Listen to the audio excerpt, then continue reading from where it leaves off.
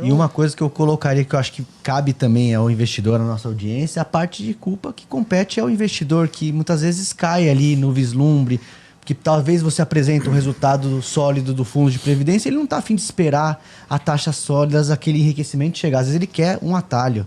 É aí que começa o risco, né? Acho que o Banco Master a gente viu na internet episódios que a gente sempre se posicionou contrário isso, pessoal, esse risco não precisa correr. Olha os ativos, a qualidade, dá para enriquecer aqui de outro jeito. E a gente via comentários do tipo, se vocês não quiserem comprar Master, deixa que eu compro. Eu compro por você, eu vou ganhar dinheiro, volto aqui daqui a tantos meses para falar que eu ganhei dinheiro. Então tem uma certa ganância de alguns investidores. Essa é a palavra, ganância. Ganância e ignorância, porque ninguém fica rico com CDB, mas você fica pobre. Crédito você não fica rico, você fica pobre. Então você tem que tomar muito cuidado. Quem ganha dinheiro com crédito é banco. Exatamente. É como você vai fazer esse crescimento. Você pode ficar rico. Agora, ficar rico é tortuoso, não é fácil. Senão está todo mundo rico. Eu acho que então você tem que pensar em investimento como preservação e um delta positivo no patrimônio. Isso é. O ficar rico, aí é outro papo, né? Não é? E normalmente quem não conhece o atalho, ele te leva para o mata-burro. É isso. Então, eu acho que tem que ser no Brasil, para a pessoa normal, é o seguinte: você tem que conseguir sua aposentadoria. É isso que você precisa. Quanto você precisa para se aposentar? Na sua conta individual, o ideal é que você tenha entre 1 milhão e 1,5 milhão de reais, com essa taxa de juros que está aqui. Para você se aposentar lá aos 65 anos, continuar trabalhando até os 70 e alguma coisa para viver, quem sabe, até os 90. Você tem que morrer com 90 anos, senão vai ficar pobre. Já dizia o Jorginho Guilherme. Agora, você consegue juntar 1 milhão de reais se você começar cedo, colocando 300, 400 reais todo mês num fundo de investimento, você chega lá. Inclusive, o importante é fazer isso, é não ter essa piração na cabeça. Eu quero ficar rico, eu quero comprar o meu... Não vai ficar rico. O meu carrão, quero fazer minha viagem, quero ir para Dubai. Isso é bobagem. A primeira coisa que a pessoa tem que pensar é: quero a minha aposentadoria. Então, eu acho que esse é o primeiro movimento, porque esse movimento vai te dar discernimento, inclusive para ganhar dinheiro. Quem sabe, talvez até ficar rico. E aí criar aquela cultura que não existe, que a gente tem uma cultura de renda fixa. Por quê? Pela maldição do fiscal. Dá para entender de onde vem. Da alta taxa de juro real. Isso aí. Então, a primeira coisa você tem que ter, tem que aproveitar disso. Mas riqueza não se cria aí, se cria em ações. Então, aquela história, tem o básico ali, tem um pedaço em ação, um pedaço em renda fixa. Mas criar aquela cultura, não ação para vou comprar um, vender a 10, não. Essa ação ela vai ter um crescimento orgânico, que vai juntar o crescimento do PIB, mais da produtividade. Então, aí você cria riqueza, mas de longo prazo. Não é pensar que eu vou comprar semana que vem PetroRio a 2 para vender a 8 daqui a uma semana. E nem criar uma competição entre as classes. Você falou bem, tem a renda fixa, mas tem também as ações. Muitas vezes a gente vê pergunta no sentido de: é a hora de eu sair da renda fixa completamente para me jogar de cabeça nas ações? Parece estar procurando a bola da vez sempre, né? Normalmente eu acho que uma coisa é você procurar um equilíbrio. Você vai ter mais ação quando você é mais novo, você tem mais tempo para dar errado, para esperar, e vai ter menos no futuro. Né? Para isso que serve a educação financeira, para isso que serve assessor de investimento, consultor de investimento. Tem que fazer isso, tem que ir atrás. E essa coisa, o cara tá lá, e desde não novo olhar e falar assim: aí, tudo filho da puta. Não é. Tem gente muito boa, muito preparada. Eu sou aí. Tem... Você vê,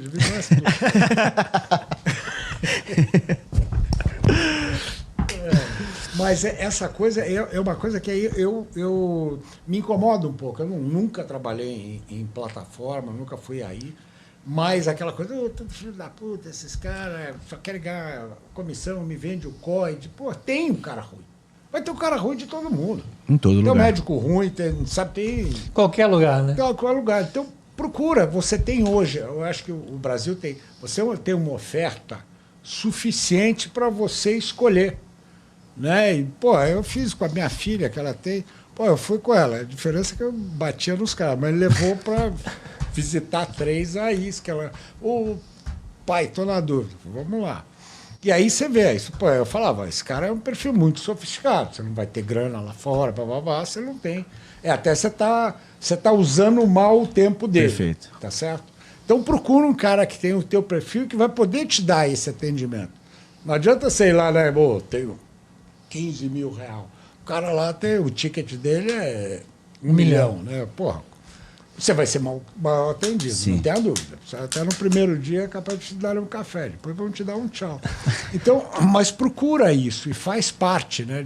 Essa seleção de quem cuida do teu dinheiro pode ser tão importante como a seleção dos seus investimentos.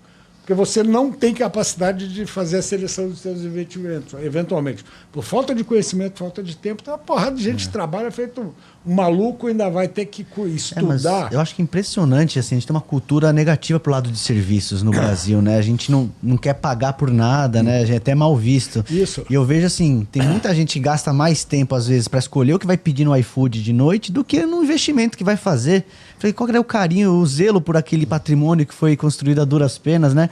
Aí fala de contratar um profissional, um bom AI, um bom consultor. Não vou pagar por isso. Mas quando você tá doente, você vai no médico. Eu tenho um cliente que estava conversando comigo, ele estava no Uber e tinha uma operação que ele queria fazer em bolsa, uma merreca, e estava falando da corretagem, que a corretagem é muito cara, que não sei o que. Fala, eu não dou desconto de corretagem. Né? Não dou desconto de corretagem. Não, mas aí fica inviável. Eu vi a operação dele. Quanto você vai pagar no seu Uber? Ele chutou um número, eu vou dizer, R$30. Para você comprar essa ação, você vai pagar 15. Você está reclamando o quê?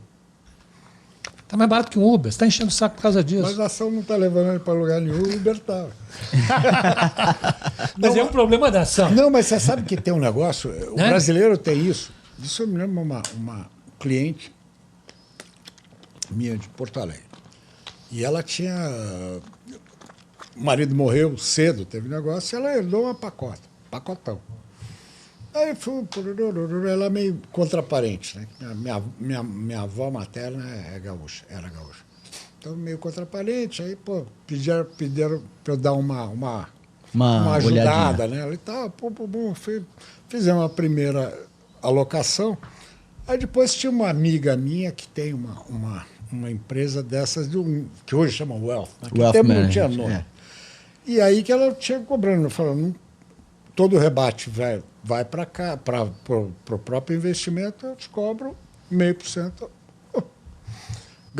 Apesar que gaúcho é mesmo querana, né? Os caras são duros de... Pior que gaúcho mineiro só. Mas não teve jeito. Eu falei para ela, porra, o cara tá fazendo... Ele vai fazer o trabalho, vai fazer toda essa seleção, todo o rebate que ele tiver nos fundos e tal, toda a comissão que ele tiver nos títulos, ele vai te repassar. Por que não, cara? O cara está fazendo um trabalho, né, de gestão patrimonial. Perfeito. Tem que ser remunerado. E alinhado com o cliente, não, né? Tem lá um gestor CVM, tem um advogado, tem um cacete, tem uma secretária que vai te atender, vai mandar... Que é de graça. Né? É engraçado isso. De algum lugar ele vai ter que tirar dinheiro. Se não, mas é assim... aquela história. Festa que o cara fala, o que eu faço? Eu falo, não faz. Não faz. A ação é muito perigosa. Falo mesmo. Aquele cara que vem ao médico lá na festa, tá doendo aqui, porra, ó, meu telefone é esse, no consultório, porra. Perfeito. Esse ponto que o Arraes trouxe é um dilema que a gente vive diariamente, que é justamente o ponto que eu costumo dizer, né? A pessoa normalmente ela não tem problema nenhum em pagar X reais na roupa da marca que ela quer vestir, no celular, no carro. Mas na hora de pagar por serviço, parece que dói tirar o dinheiro dela e colocar no CPF de outra pessoa. Parece que está indo direto para o CPF de outro. Parece que... Uma relação pessoal, né? Exato. Então, me parece que isso é uma coisa que a gente precisa trabalhar melhor. E aí a pessoa começa a tentar fazer esse controle de investimento por conta e entra num ponto que o Pepe colocou. Se você começar cedinho... Você bota lá seus 200 por mês, 300 por mês, lá na frente você vai ter... você vai atingir o objetivo. Só que a gente vive um histórico de educação financeira precária. Então tem gente que não começou cedinho, mas depois despertou. Falou, pô, preciso, né? Um 40 a mais, né? Já chegou... Aí ele fala, pô, mas eu já perdi todo esse tempo, eu preciso recuperar esse tempo. Cara, só sabe qual é a sua única chance de recuperar? É que teu aporte vai ter que ser vultuoso. Exato. Porque com o aporte de 200, o que você pode fazer é regime de melhores esforços. Você vai conseguir guardar uma grana para ter alguma coisa lá na frente. Mas você não vai conseguir juntar a mesma grana Vorcaro conseguiu. Por meios lícitos, não dá. Métodos não republicanos. Não, mas é engraçado, né? Porque eu fiz para meus filhos desse aí, depois aí chega o Marcelo. E de repente você vai vendo e fala, nossa, e se eu tivesse continuado? Porque de repente tem uma pacotinha legal. Mas você vai, larga. Meus netos não, mas eu nem cuido. Hoje vai no meu fundo, meu de previdência, claro, melhor, que eu faço coisa. a gestão, já está direto, débito em conta, acabou. Não tem esse papo. Eu sei que eles vão estar bem felizinhos lá na frente. Desde um que nasceu. Esse é um jeito de forçar a poupança, né? Tem que ser. E tem muita gente que só faz poupança assim, né? Débito automático em conta e guarda. Se não for assim, não guarda. O Buffett, que não é nenhum idiota, fala que é o milagre dos juros compostos. E na fórmula do juros compostos tem um elemento apenas que é exponencial na fórmula, que é o tempo, que é o que a gente está falando, que talvez seja o mais valioso, né? Não, isso é uma coisa que você vai ali, não dói. Aí você vai olhar lá para frente, você entra no HP, dá uma brincadeira, você vê o número, vai, é lógico. Você 1 bilhão daqui a 30 anos não vai ter o teu poder de compra de hoje. Mas você faz o cálculo com o IPCA. O juro do IPCA, 8% é... Meu Deus do céu. Não, mas de qualquer forma, tem um ganho embutido Muito, e justamente muito. mais ainda no Brasil, por causa desse juro real, né? Por causa da maldição do fiscal, que é um fato há muitas décadas e continuará sendo, por mais que a gente tenha mudanças no futuro, não é uma solução de curto prazo. Então vai continuar tendo isso daí.